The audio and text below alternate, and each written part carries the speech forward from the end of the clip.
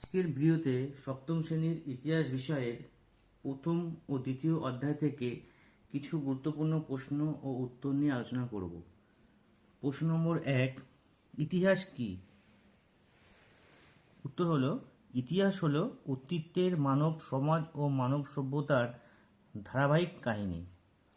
প্রশ্ন নম্বর 2, ইতিহাসের উপাদান কাকে বলে?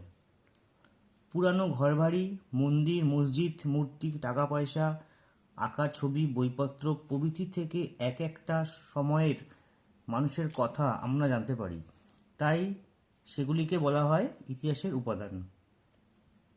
প্রশ্ন নম্বর 3, ইতিহাসের উপাদান কি কি?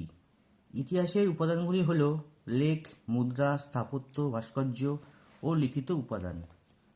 প্রশ্ন নম্বর 4, লেখ কি? পাথর বা ধাতুর পাতের বিভিন্ন লেখা থেকে পুরনো দিনের অনেক কথা জানা যায়, এগুলিকে বলা হয় লেখ। প্রশ্ন নম্বর 5, তাম্রলেখ ও শিলালেখ কি?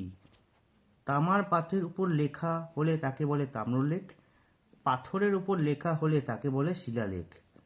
প্রশ্ন নম্বর 6, ইন্ডিয়া নামটি কে প্রথম ব্যবহার করেছিলেন? উত্তর হবে গ্রিক ঐতিহাসিক হেরোডোটাস।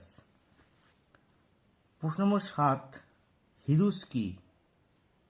উত্তর হবে উত্তর পশ্চিম ভারতের সিন্ধু নদীর বদ্বীপ অঞ্চল বেশ কিছুদিনের জন্য পারসিক সাম্রাজ্যের অন্তর্ভুক্ত হয়েছিল, তখন এই অঞ্চলকে বলা হতো হিদুস।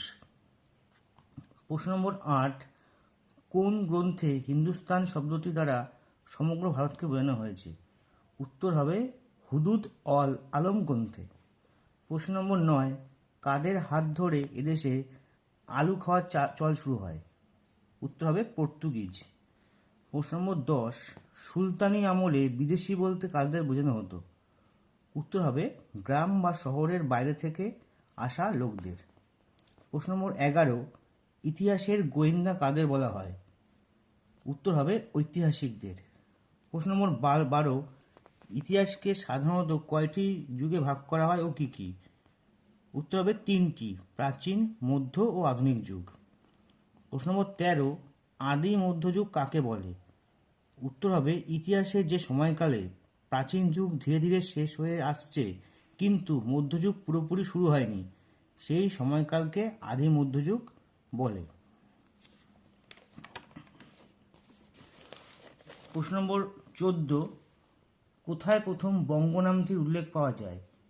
ঋগ্বেদের ঐত্রেয়ী আরণ্যকে। প্রশ্ন নম্বর 15, অর্থশাস্ত্র গ্রন্থটি কে রচনা করেন? উত্তর হবে কৌটিল্য। প্রশ্ন নম্বর 16, রঘুবংশম কাব্যটি রচনা করেন কে? উত্তর হবে কালিদাস। প্রশ্ন নম্বর 17, বঙ্গ ও সুম্য কোন কাব্যে নামের উল্লেখ পাওয়া যায়? উত্তর হবে কালিদাস রচিত রঘুবংশম কাব্যে। প্রশ্ন নম্বর 18, মুঘল যুগের একজন ঐতিহাসিকের নাম লেখো। উত্তর হবে আবুল ফজল। প্রশ্ন নম্বর 19, আইনি আকবরী গ্রন্থটি রচনা করেন কে? উত্তর হবে আবুল ফজল। প্রশ্ন নম্বর 20, সুবা কথাটির অর্থ কী?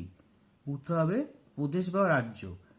আজকের ভিডিও এই পর্যন্তই। পরবর্তী ভিডিওতে এই অধ্যায়ের আরও কিছু গুরুত্বপূর্ণ প্রশ্ন ও উত্তর নিয়ে আলোচনা করব।